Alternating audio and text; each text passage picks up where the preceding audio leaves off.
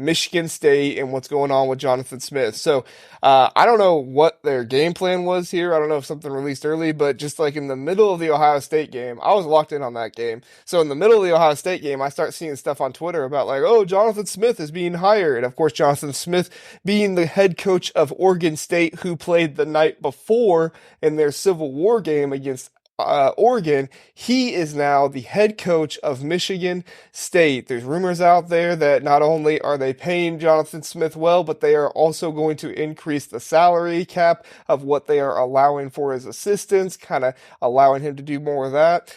Guys, I want to get your thoughts on just like the hiring in general of Jonathan Smith. Do we like it? Do we dislike it? Do we think this will be a home run? Is it going to be a dud? What are our thoughts here? Zach, let's go to you first. Yeah, and at first, I think I saw too. He's bringing either his offensive coordinator or his offensive line coach. One of his assistants. Is coming along with him. I think it's a smart hire. I think if you want a coach that's going to embody toughness, strong defense, good running game, and a guy who can really build a program and rebuild a program. Like, I think Jonathan Smith is the right guy. If you remember when he took over Oregon State, I mean, they were no better than a mid-tier group of 5 team, like in terms of caliber. I mean, they were Ohio State's warm-up game in 2018. Mm-hmm. And he slowly built that program back to a top 25 team 2 years in a row. Obviously they got blown out against Oregon, but you know, the Pac-12 got better alongside that. So, I mean, the Pac-12 was a bad conference a few years ago, and it's maybe the best conference this year in football. And he's really hung in there. He's had some good wins. So, like, I think the thing that I like about the hire is he's kind of the anti-Mel Tucker in the sense that Mel Tucker was kind of a hot name. He had one season at Colorado that wasn't even really good, and they hire him. And he has the lightning in the bottle with Kenneth Walker, where with Jonathan Smith, you have a 6-year body of work where he consistently got better and made that he didn't just have a good year, he actually built the program up. And I think that's what you want if you're Michigan State, especially with the Pac-12 powers coming in. You still have to compete with Ohio State, Michigan, Penn State. And they are hiring a guy that signals they know who they are. Power run, blue collar mentality. So I like everything about it except recruiting. Can he recruit the Midwest? His whole career has been the Big Sky or the Pac-12. And so can he either get those guys to come to Michigan State, or can he start building relationships in the Midwest? And I think that's my one question is, can he recruit well enough, and can he start building relationships in the right places? Yeah, I think you make a lot of good points there. He, just for reference, he got his career started at Oregon State as a GA. He then moved on to Idaho as a QB coach for 5 years until 2009. In 2010, he went to Montana as the OC and QB coach. From there, he went to Boise State for 2 years as the QB coach. So he was in the Mountain West for a little bit, but not very long. And then Washington as the offensive coordinator and QB coach from 2014 to 2017, and then 2018, the year that Zach referenced earlier when Ohio State played them, was his first year until now at Oregon State. Connor, what are some of your thoughts? Yeah, man, I think that there's a lot of Michigan State fans that were a little bit bummed out that they didn't get Urban Meyer or maybe somewhat of a bigger name, but Oregon State is a team that I was super high on all year. Like, as far as rankings, I had them inside the top 20 pretty consistently. I mean, they had a pretty top tier offensive line. I don't know if they actually finished the year rated that way, but going into the year, I know that they had a lot of hype. And like Zach was saying, I mean, he built that program essentially from the ground. I think that if you're Michigan State, that's the first thing you want to see is a guy who's established. So I love the hire. As far as recruiting, I kind of agree, but you're already starting to see a little bit of the rippling effects. A couple of guys have already decommitted from Oregon State. Not to say that they're going to Michigan State, but I mean, it just shows the impact that he has, and I think just on recruiting as a whole. So I wouldn't be surprised if he gets some bigger names up in Michigan State. Yeah, I definitely see what you guys are saying about the recruiting, and I agree with it a lot. but there's one thing that I think actually works in his favor with the recruiting is I feel like that Michigan State is one of the I don't want to say lower level because they're not lower level. They've been in the playoffs. I mean, it's a really good program. They got unlucky with Mel Tucker and Mark D'Antonio after he left. So that was hard. But you know, this is going to be one of the first really Midwest schools that's going to have a connection out to the West and the Pacific area, right? I mean, Ohio State has a connection out there. Michigan does somewhat. I mean, they got Drake Nugent out from Stanford as a transfer portal guy. I don't think they have a ton of recruits from California in that area, but still some.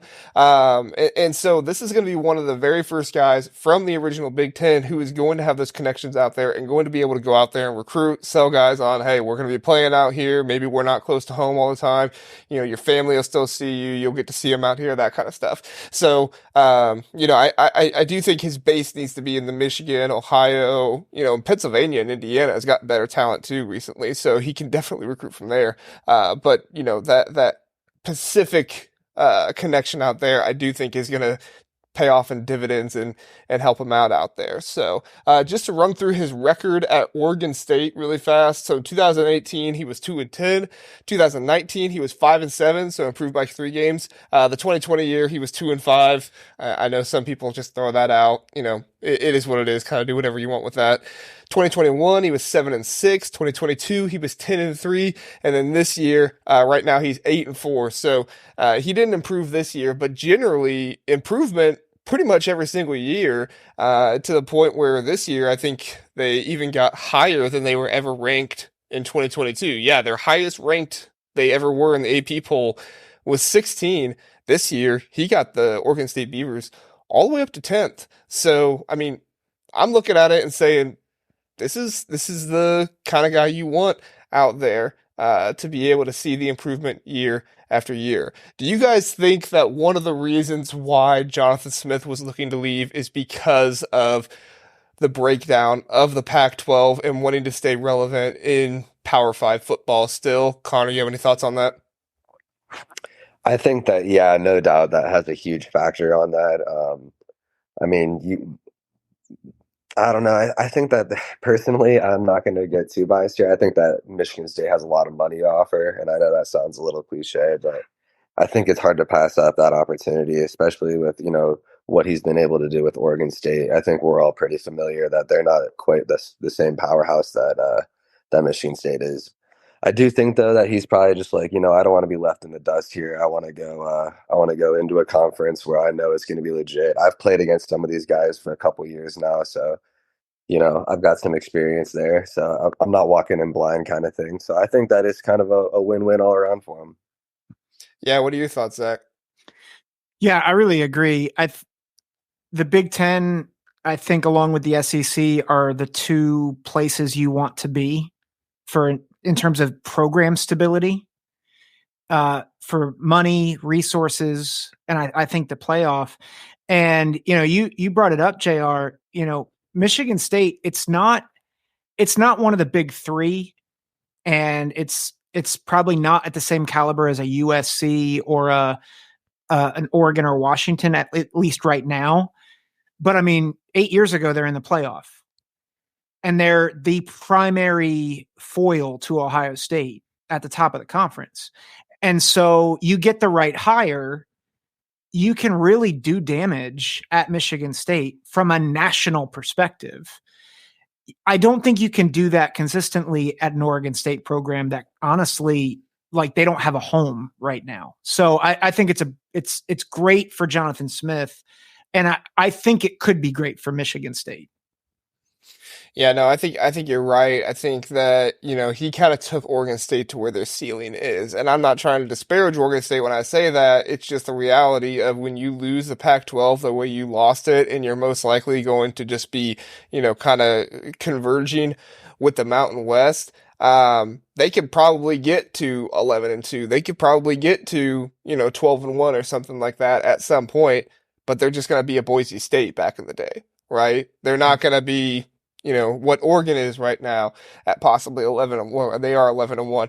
They're not going to be recognized like that. They're not going to be top 10 in the country. They're going to be top 20 and say, well, that's, you know, a good Group of 5 school. So I think perception wise, and I think you're right about the money and where you want to be as well. So good discussion there.